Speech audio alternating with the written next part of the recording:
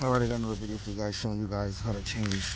This is the EVAP Purge valve. So basically, I just ordered a new one. This is the new updated part number 36162 5G0A02. This is on the 22 and up Acura MDXs. It might be a different part number for the TLX and other models, but this is basically the purge valve here. Right, that's 8mm. There's going to be one 8mm right here, and then there's going to be another one here on the bottom, but there's a hose connected to here on it. So what I did was I loosened the two screws first. So now I'm gonna, and then you have to disconnect the connector. Just press on the tab here, the connector comes off.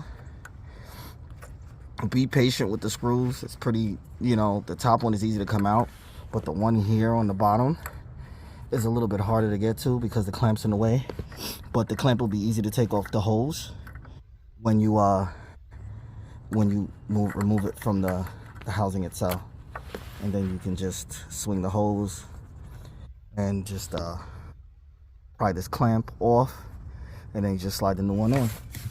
See, this is the new one, and this was the old one. They said a spring collapses. There was a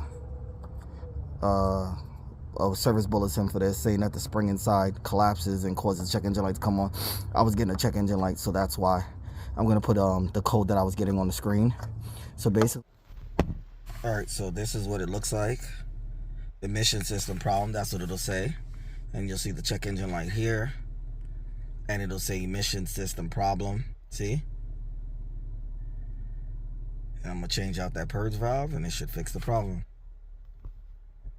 Basically, I'm just gonna use my needle nose pliers right now and just clamp down on this hose and pull it off, and then I'll just put the new one on, and I'll catch back the video for you guys. All right, so I moved the clamp down with the needle nose pliers. I moved it down. I just clamped here and slid it down. So now I'm trying to get the hose off. It's a little tight because it's been on there for a while now. So I'm gonna use something to pry to get the hose off. All right, so the new sensor's in. The bolts are tightened down. I tightened them now. I'm done with the 8mm socket. The hose is on. I slid the clamp back on. I just clamped this, pull on the clamp here, slide it down. It slid right on, and then just slide the connector on, and that's it. You're good to go. And this is the old one. All right, I'll link the part number down in the bottom of the video's description. Okay, all I needed was for the pliers, 8mm socket, long, and that was it. That's all I needed to do the job. All right, you guys have any questions, feel free to ask them to like, share, subscribe, and comment. Peace.